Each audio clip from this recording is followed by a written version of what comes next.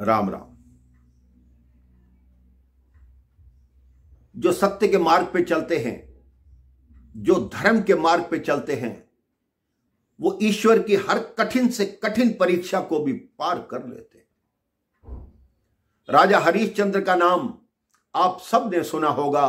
उनका भी नियम था कि प्रातः उठते ही सबको दान देना, दक्षिणा देना, उसके बाद भोजन ग्रहण करना। वो इतने सत्यवादी थे कि स्वप्न की बात पर ही विश्वास कर लेते थे। एक रात उनको स्वप्न आया कि मैंने अपना पूरा राज्य ही दान में दे दिया है। प्रातः वो अपना स्वप्न सभा में सुना रहे थे, तभी ऋषि विश्वामित्र 1100 साधुओं के साथ वहां पहुंचे। उन्होंने ऋषि विश्वामित्र से कहा, आप बैठिए, भोजन कीजिए। उनको भोजन के लिए बिठाया गया। उन्होंने ऋषि विश्वामित्र को अपना स्वप्न बताया कि रात को स्वप्न में मैंने देखा कि मैंने अपना राज्य दान में दे दिया है, इसलिए मेरा निवेदन है कि मेरा ये राज्य आप संभाल लें। ऋषि विश्वामित्र ने कहा, ठीक है, तुम्हारा राज्य हम संभाल लेते हैं। अब वो 1100 साधुओं को भोजन कराया गया। उसके बाद ऋषि विश्वामित्र ने कहा, राजा, अब ये बताओ, तुमने हमें भोजन करा दिया, अब राज्य तुम्हारा है नहीं, तो हमें दक्षिणा कहां से दोगे? और हम 1100 साधु हैं, अगर एक एक स्वर्ण मुद्रा भी दो तो 1100 स्वर्ण मुद्रा चाहिए, तुम्हारे पास तो है नहीं। राजा हरिश्चंद्र चरणों में गिर गए और बोले कि आप मुझे 1 माह का समय दीजिए, मैं ये स्वर्ण मुद्राएं आपकी दे दूंगा। विश्वामित्र जी ने कहा, ठीक है, आपको 1 माह का समय दिया। अब राजा हरिश्चंद्र, उनकी पत्नी तारा और उनका 5 वर्षीय पुत्र रोहित, तीनों राजसी वस्त्र उतार दिए और साधारण वस्त्रों में उस नगर से निकले, हर जगह काम मांगने लगे। तब ऋषि विश्वामित्र ने कहा, इस पूरे प्रदेश में, इस मेरे पूरे राज्य में तुम कहीं कार्य नहीं कर सकते। कार्य करना है तो कहीं बाहर जाके करो। तब राजा हरिश्चंद्र उनकी पत्नी तारा और पुत्र रोहित के साथ काशी में आ गए, क्योंकि काशी महादेव की नगरी है। वहां किसी राजा का राज्य नहीं चलता, वहां तो भगवान विश्वनाथ का ही राज्य है। बहुत दिन हो गए प्रतीक्षा करते हुए, काम मिल जाए, काम मिल जाए, लेकिन काम नहीं मिल रहा था। इस बात को 29 दिन हो गए, केवल 1 दिन रह गया। ऋषि विश्वामित्र आए, उन्होंने कहा, कल का दिन है, मुझे मेरी 1100 स्वर्ण मुद्राएं चाहिए, बोलो कहां से लाओगे? तो राजा हरिश्चंद्र बोले, कल सूर्यास्त तक मैं आपकी 1100 स्वर्ण मुद्राएं दे दूंगा। तो देवी तारा ने कहा कि प्रभु एक काम कीजिए, मैं बाजार में जाती हूं, अपने आप को दासी रूप में बेचती हूं, जो कोई मुझे खरीद लेगा तो थोड़ी सोने की मुद्राएं मिल जाएंगी। हरिश्चंद्र रोने लगे कि ऐसा कैसे हो सकता है, तुम एक रानी हो और दासी बनकर रहोगी। रानी तारा ने कहा, आपका धर्म सुरक्षित रहे, मैं आपकी अर्धांगिनी हूं, मेरा भी कर्तव्य बनता है कि आपके लिए कुछ करूं। देवी तारा बाजार में जाकर खड़ी हुई कि किसी को दासी चाहिए तो मुझे खरीद लो। एक वृद्ध ब्राह्मण आए कि तुम दासी हो, बनोगी? उन्होंने कहा कि मेरी धर्म पत्नी बीमार रहती है, उसकी सेवा करनी होगी, घर का झाड़ू पोछा करना होगा, बर्तन करने होंगे, खाना बनाना होगा। उन्होंने कहा कि मुझे स्वीकार है। तो उन्होंने पूछा कि आप कितनी स्वर्ण मुद्राएं देंगे? उन्होंने कहा, मैं तुम्हारी 500 स्वर्ण मुद्राएं दे दूंगा। जैसे ही तारा देवी चलने लगी, वो बालक रोने लगा कि मां, मुझे साथ ले चलो, मुझे भी साथ ले चलो। तो उस ब्राह्मण ने कहा, ये बालक कौन है? उन्होंने कहा, मेरा पुत्र है। उन्होंने कहा, मैं इसको क्या करूंगा साथ ले जाकर? तो राजा हरिश्चंद्र ने कहा, आप इसे भी साथ ले जाइए और ये आपकी सेवा करता रहेगा, मां के बिना ये रह नहीं पाएगा। तो ब्राह्मण को दया आई, उन्होंने कहा, ठीक है, मैं 100 स्वर्ण मुद्राएं इसकी दूंगा। तो 600 स्वर्ण मुद्राएं राजा हरिश्चंद्र के पास आ गई। अब वो सोच रहे हैं कि बाकी की 500 स्वर्ण मुद्राएं मैं कहां से लाऊं।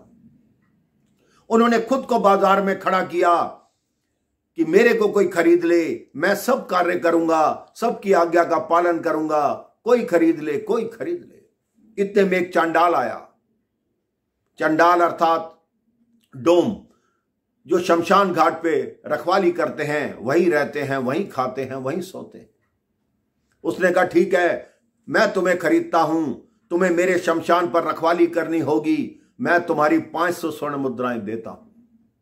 अब हरिश्चंद्र जी ने वो 500 स्वर्ण मुद्राएं ली और 1100 स्वर्ण मुद्राएं ऋषि विश्वामित्र को अर्पित की और वो सीधा उस चंडाल के साथ शमशान पर पहुंच गए।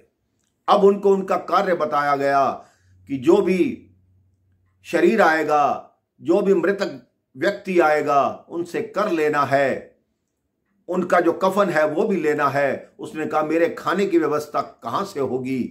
तो उस चंडाल ने कहा तुम्हारे खाने की व्यवस्था वहीं से होगी, जो लोग पिंड दान करते हैं तुम वही खाओगे। उन्होंने कहा जो आपकी आज्ञा, मैंने आपको वचन दिया है, जैसा आप कहेंगे वैसा होगा।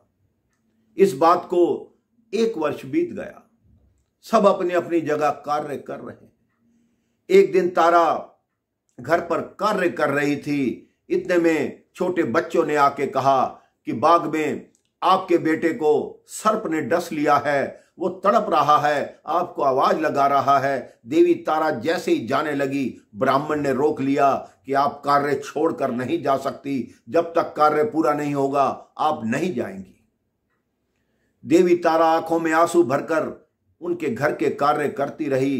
प्रातः का पुत्र को सर्प ने डसा। वो रात के 10 बजे जब उस वाटिका में पहुंची तो रोहित मृत पड़ा था।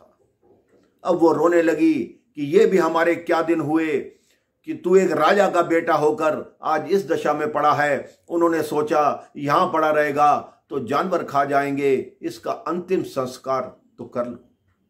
अब विधि का विधान देखिए, वो भी उसी शमशान घाट पर आई जिस पे राजा हरिश्चंद्र चंडाल के सेवक बनकर रह रहे थे। वो बहुत ऊंचे ऊंचे रोने लगी। जब ऊंचे ऊंचे स्वर सुना तो राजा हरिश्चंद्र वहां आए। वो उनको पहचान ही नहीं पाई क्योंकि बाल बढ़ गए थे, दाढ़ी बढ़ गई थी, शरीर दुबला हो गया था। वहां चिताओं की भस्म लग लग के शरीर काला हो गया था। उन्होंने नहीं पहचाना। उन्होंने कहा देवी कौन हो? उन्होंने कहा मेरा नाम तारा है, ये मेरा पुत्र रोहित है। जब दोनों के नाम सुने तब राजा हरिश्चंद्र ने कहा तुम? उन्होंने कहा तुम कहते हैं लेकिन कर देना होगा।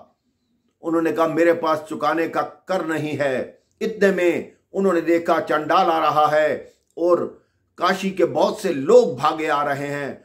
उन्होंने कहा क्या हुआ? वो ब्राह्मण साथ था जहां तारा जी काम करती थी। उन्होंने कहा ये मेरे घर से धन और आभूषण चुरा कर भागी है। चंडाल ने कहा ये लो तलवार। राजा हरिश्चंद्र को तलवार पकड़ाई कि ये दोषिनी है, इसकी शीश काट दो। अब हरिश्चंद्र तो सेवक था, उसने तलवार पकड़ ली, लेकिन जैसे ही तारा की गर्दन पर मारने को हुए भगवान प्रकट हो गए। कहते ठहरो हरिश्चंद्र, तुम्हारी परीक्षा पूर्ण हुई, तुम वास्तव में ही सत्यवादी हो। हरिश्चंद्र की आंखों से आंसू बहने लगे कि हे प्रभु, आपको मेरे पर शंका थी जो आपको मेरी परीक्षा लेने की आवश्यकता पड़ी।